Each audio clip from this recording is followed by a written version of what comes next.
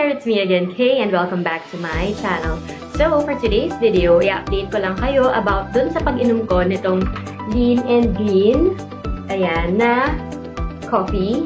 So, I posted a video on, I think, April 23, nung first time ko siyang inumin. And nag-promise ako na I'm gonna film another video to update you guys kung kamusta ba siya. And at the same time, since maraming nagtanong sa akin and nag-PM nung pinost ko to, ilalagay ko na rin dito yung mga questions na most commonly asked and yung sagot ko sa kanila. So before we start, if hindi ka pa nakasubscribe sa channel ko, I hope you'll click the button somewhere here to subscribe and like this video if you like it. Okay, so for the first question, di ba nakakasikmura inumin nang walang laman yung tiyan?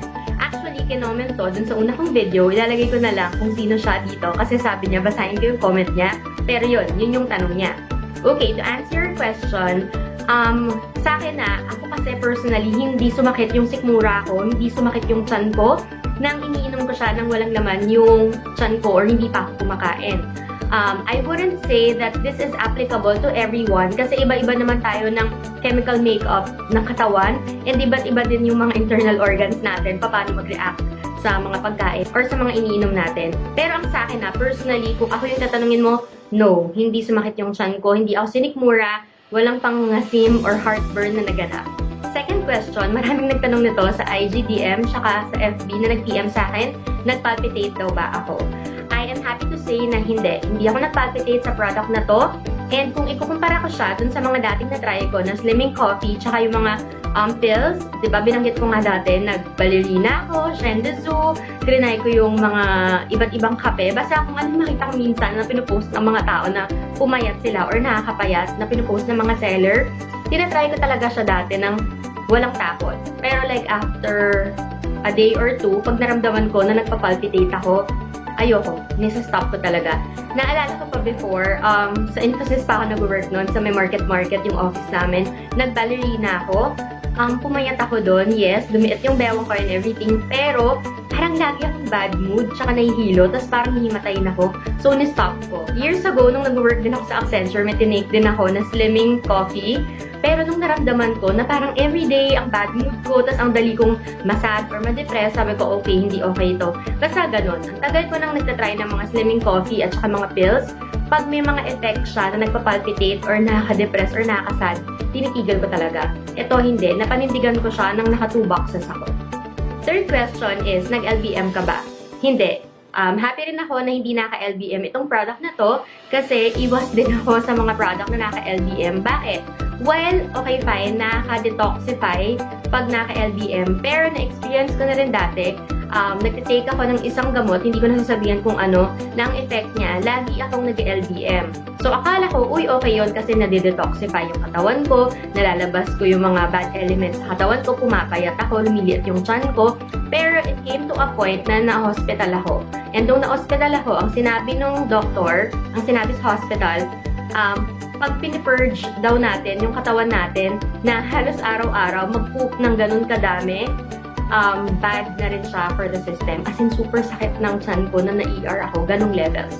So, iwas din ako sa mga products na nagpapa-LBM. Kung siguro once a week or twice in a month na, you know, magla-laxative ka or whatever para lang gusto mong feel mong malinis, I'm okay with that. Pero yung araw-arawin mo na LBM, hindi ka talaga kaya. Hindi ko bet yung ganun.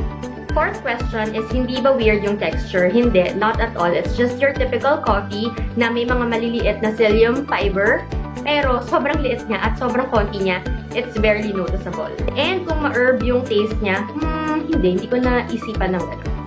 Okay, so ito na yung medyo mahaba and ma-detail yung sagot ko na wag sana kayong mapagod panoorin or pakinggan. Effective ba and gano'n mo siya katagal tinake? Okay, dun muna tayo sa gano'n ko katagal tinake. I posted a video na first time ko siyang ininom on April 23. Naka-2 box ako. Natapon ko na yung isa, pero ito yung second box. Natapon ko pa, plus yung mga sachet nung pinag-inuman ko. So, yan. I started April 23, and then I stopped. Naubos ko siya on May 3rd. Ito yung pinost ko sa IG stories nung naubos ko siya. So, yung first box ko, it lasted from April 23 to April 27, 5 days. And yung second box ko, up to May 3, so 6 days. ang laman ng isang box ay 7 sachets. Minsan, twice a day ko siyang nainom. Minsan, once a day lang. And minsan, actually last weekend, yun yung confession ko. Pag weekend, hindi ko siya iniinom. Okay, so dito na tayo sa pinaka-importanting tanong, effective pa? Para sa akin, didiretsuhin ko na ng walang paligoy-ligoy, yes, effective siya. Bakit ko nasabi? Okay, so nilista ko rin siya ha, kasi nililista ko talaga yung weight loss ko pag may tinatry akong bagong program or product. So ganito, nag-start ako ng May 23, nag-take ako ng weight ng May 28, at that point, I lost 6 pounds already. And sobrang happy ko, yung week kasi na yun, when I started from April 23 to 28, sobrang strict ko. Like, hindi ako nag-rice. Basta, proper diet yung ginawa ko that time. Tapos, nag-elliptical ako. Like what I mentioned sa video ko, diba? Itatry ko mag-elliptical everyday. Hindi ko siya nagawa. Pero, siguro twice or thrice ako. So, after check yung weight ko, nalalaman kong I lost 6 pounds. I lost control. Parang masyado akong nakampante and natuwa. And, I'm sorry to say, kumain talaga ako ng rice after, kumain ako ng pancakes, nagluto ako ng pasta, nagluto ako ng cheesy potatoes with truffles. And sasabihin ko na sa inyo guys ha, mali talaga yung ginawa ko. Tapos porket naka-lose din ako, hindi na ako nag-workout, hindi na ako nag-try magpawis. Parang siguro from nung nalaman kong 6 pounds yung na-lose ko, once or twice lang akong tumungtong dun sa elliptical ko. Tapos hindi pa umabot ng ilang minutes. Parang isa 20 minutes, fine. Pero yung isa parang more than 10 minutes lang. Ewan ko, kasi parang nakomportable ako na, uy, nakalose na ako ng 6 pounds. Akala ko, tuloy-tuloy na siya. Although, happy pa rin naman ako kasi nung chinek ko yung weight ko 2 days ago, nung May 3, yung next morning na pagkaubos pala mismo nung coffee. Next morning, yun daw kasi yun eh. If you're gonna take your weight to check the effectivity of what you're doing, take your weight pagkagising mo after mo magbiwi. Para yun talaga yung legit na weight mo. So anyways, I took my weight and I lost 4 pounds. So imbes na 6 pounds and nadagdagan yung na-lose ko, 4 pounds na lang. Pero for me, bakit ko sinasabing effective pa rin? Feeling ko effective pa rin siya and nararamdaman kong effective pa rin siya kasi it's not all about the weight loss. It's not all about the numbers on the scale. Para sa akin ang naging measurement of success, meron akong pants na sinuot ko bago ko itry itong kape na to. Hindi ko masara yung botones. I mean, if you're really close to me, nababanggit ko sa mga friends ko na may mga damit ako na, oh my God, ramdam kong tumaba ako kasi hindi ko masara yung botones. Pero nung May 3, after ko magtimbang, sabi ko, okay, 4 pounds lang yung na-lose ko. For me, that's still a win. Pero sige, sukat ko yung pantalon ko na sinuot ko kung masasara ko. In fairness, nasara ko naman siya. So for me, success yun para sa akin. Pero yung para makalose ko ng 4 pounds pa rin, spite of being pasaway dun sa whole duration ng 2 boxes ko, I would say okay pa rin. So would I recommend this product kung naghahanap kayo ng slimming coffee na okay? Yes. And kung kaya nyo maging disiplinado na hindi katulad ko na nag-let go, feeling ko mas successful pa yung magiging weight loss ninyo. And ang masasabi ko lang siguro, my final words para sa inyo, walang product na magic. Lahat yan, yes, potentially it can work for us, pero we have to do our part also na maging disiplinado. Kung gusto natin talagang pumayat ng normal way, na hindi tayo nagtitake ng kung ano-ano, well-balanced diet, exercise, fine. Pero kung kailangan natin ng assistance from external factors, then we can do it. Pero may kaakibat pa rin na discipline na gagawin natin para sa sarili natin.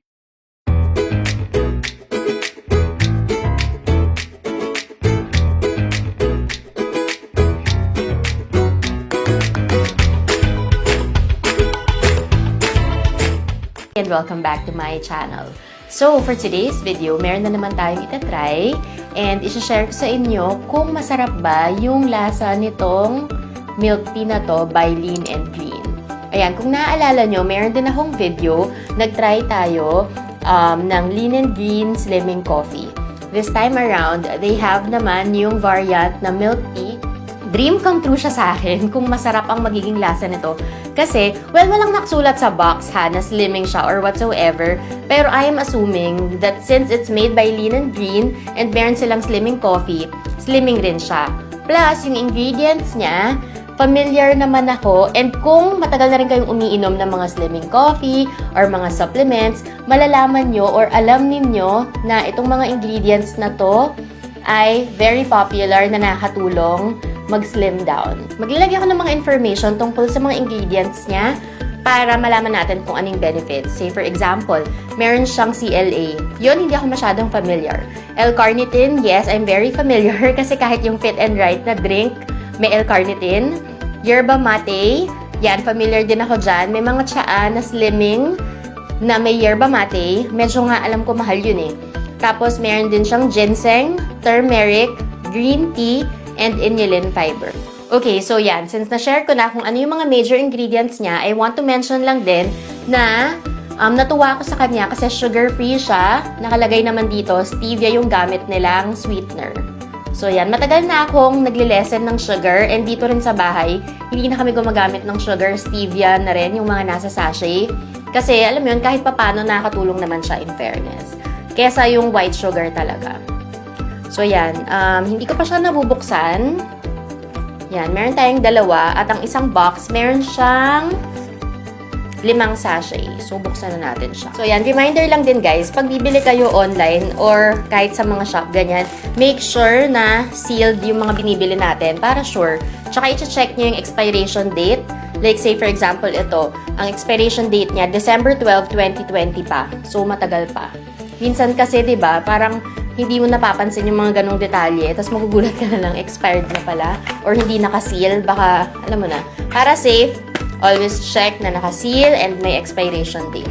So, yan. As mentioned, sa isang box, mayroong 5 stick or 5 sachet. Okay, so ang instructions niya, ang isang sachet daw, ilalagay mo siya sa isang glass with 400 ml of cold water. So, kukuha lang ako ng tubig and then babalikan ko kayo. Wait lang. Okay, so ayan, I'm back. Sorry, nag-iba yung image quality or yung video quality kasi I'm using my iPhone. Hindi ko alam, nag-error yung lahat ng memory card na sinasaksak ko dun sa camera ko. So, sabi ko, sige, sa phone na lang muna ko itutuloy ito. So, anyway, meron tayo ditong 200 ml of cold water. Meron na rin akong 200 ml dito sa tall glass ko. So, yan. Yung coffee nila before, nasanay ako na konti lang. Kaya natutuwa ako na ito, parang madaming magagawa niya. So, in fairness, sulit na sulit siya. Kasi kung milk tea siya, tas ganito kadami, medyo matagal-tagal mo siyang iinumin. Hindi isang lagukan or tunggaan lang, alam mo yun. Hindi siya like punong-puno, hanggang dito lang siya. So, lagay muna natin siya dito sa 200 ml na nauna. And then, lalagay ko yung nandun pa. Actually, gusto ko munang tikman kung sapat na yung 200 ml. Baka maging matabang siya kung bubuuin kong 400 ml. Pero let's see.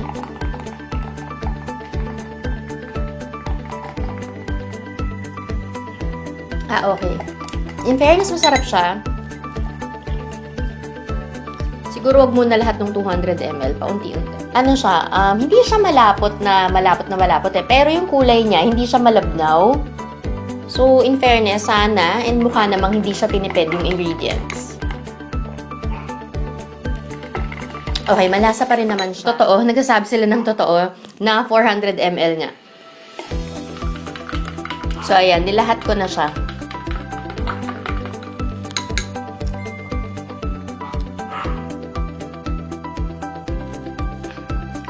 In fairness, masarap siya. Mas gusto ko to kaysa dun sa lasa ng kape nila.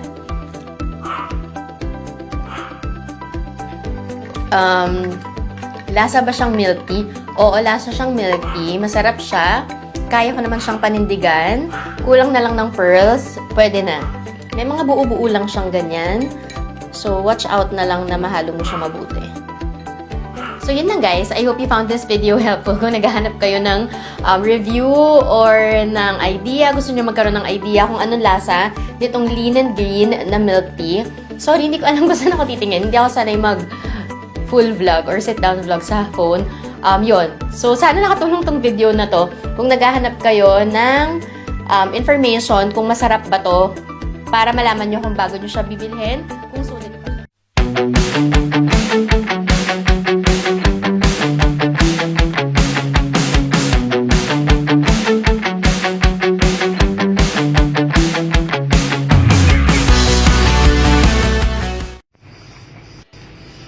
Hi everyone! Have a blessed day to all of you. Kamusta po kayo? I hope and I pray na lahat po tayo ay safe, healthy sa ating mga opisina, trabaho, negosyo, at even na ikaw nasa bahay lang, saktong-sakto sa iyo tong resveratrol juice na isi-share ko. And thank you so much pala sa inyong pag-subscribe sa aking account, yan, sa pag-like at panonood ng aking mga video. Ayan, meron po akong isi-share sa inyo na napakagandang produkto na swak ngayon, panahon ng COVID. Ayan, dahil lahat po tayo is naghahanap ng vitamin C, na madaming vitamin C. Tama po. Ngayon, ang good news po, napakadami pong vitamin C ng ating resveratrol juice. Yan, 93 po yung kanyang, 93% po net na tong resveratrol juice na to ay vitamin C. Ngayon, ang good news po, bukod po doon, napakataas din po ng antioxidant. Pag sinabi pong antioxidant, ito po yung panlaban sa ating mga sakit. Tama po, yung mga panlaban sa mga viruses. Yan, kung may nararamdaman man tayo sa katawan, o may mga cells man tayo sa katawan na nadadamage, nire-repair din po nito dahil nagpo-produce din po siya ng DNA, yan, para maproteksyonan yung ating katawan against cancer. Yan. Then, meron din po siyang beta-carotene, good for our eye protection. Yan. Lalong-lalo na po sa mga katulad ko na onliners na laging hawak ang cellphone. Napakaganda po to para sa inyo. Then, ano pa po ang laman o benefits ng resveratrol na to? It will encourage a healthy libido. Yan. Napapatingin po ako dito lagi. Yan. Ito po yung aking baon-baon everyday, rich in calcium to protect against osteoporosis. Yan, napakaganda rin po sa mga katulad natin na may marami din pong kakilala o relatives na mga thunders, sa mga lola, lolo, nanay, tatay na nakakaranas na po ng pananakit ng mga kasuhan. Yan. Napakaganda rin po nito sa inyo. Sa may mga rheuma arthritis, itry nyo po si resveratrol juice. Sa may mga kidney problems, ay sus, napakaganda po nito, promise. Yan. Sabi nga, hindi nyo po matatry kung hindi nyo susubukan. Ngayon po ay yun po yung mga health benefits ni resveratrol juice. At follow me and subscribe to my account dahil marami pa po akong isi-share sa inyo ng mga testimony tungkol dito sa resveratrol juice na ito. At available din po ito dito sa aking business center sa BCO Tarlac. Free shipping po tayo nationwide sa mga gusto mag-avail. At sa mga gusto makakuha ng discount. Yan, tayo yun. Tama po. Lahat tayo gusto maka-avail ng discount. Ngayon, sagot ko na ang discount. Just follow me or PM me in my personal Facebook account, Analisa Diego Matias, and I will give you discount. Thank you so much and God bless!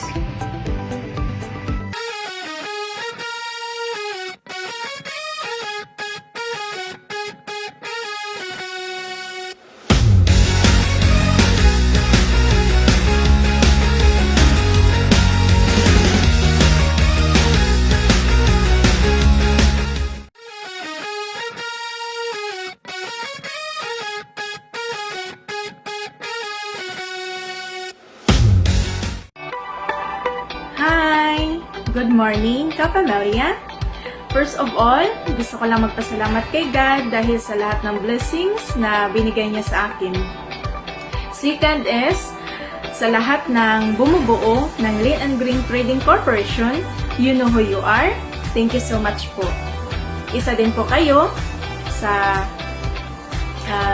instrumento na ni God na makagawa ng isang napakagandang negosyo. Maraming salamat po dahil sa napakagandang online negosyo hatid ng Lean and Green. April 10, 2019, nag-start ako as distributor. Nag-invest ako 3,500 hanggang sa napalago ko ito. And this year, sobrang na-amaze ako kay God dahil sa unexpected blessings. Dahil may mobile store, pangkabuhayan package na ako. Yehey! So much happy po As in, thank you so much po, Lord Jesus. By the way, I am Francesca Telibangco, mobile store owner at Barangay Luok, Lapu-Lapu City, Cebu. My contact number is 0942-977-5495. Thank you, Kapamelia. God bless us all. Shalom. Bye.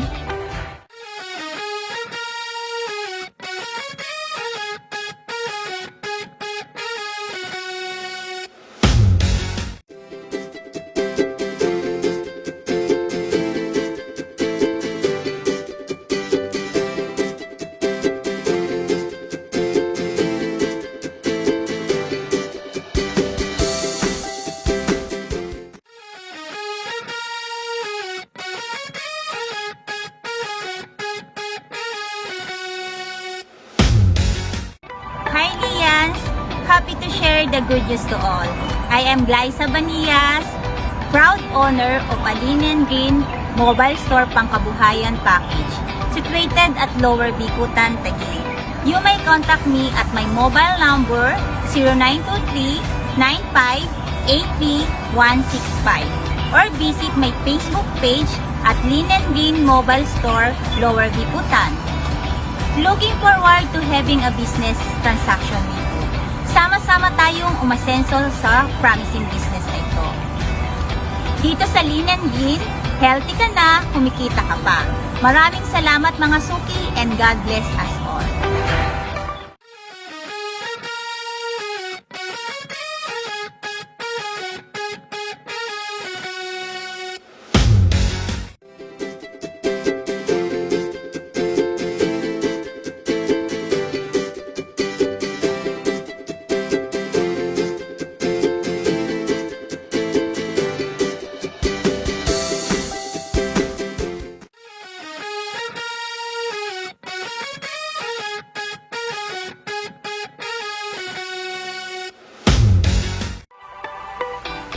Hello mga kapamilya! Gusto ko lang po sana magpasalamat para sa napakagandang online negosyo na hatid ng Linen Green Trading Corporation. Ako po si Antoinette Kiwaw at isa po ako sa napakaswerteng na pagkalooban ng mobile store pangkabuhayan package ng Linen Green Trading Corporation. Ang aking pong mahiwagang tindahan ay located sa Barangay Santa Ana, Taytay, Rizal. At ang aking pong contact number ay 0956689569. Come and visit my mobile store po. We are grateful to serve. Thank you.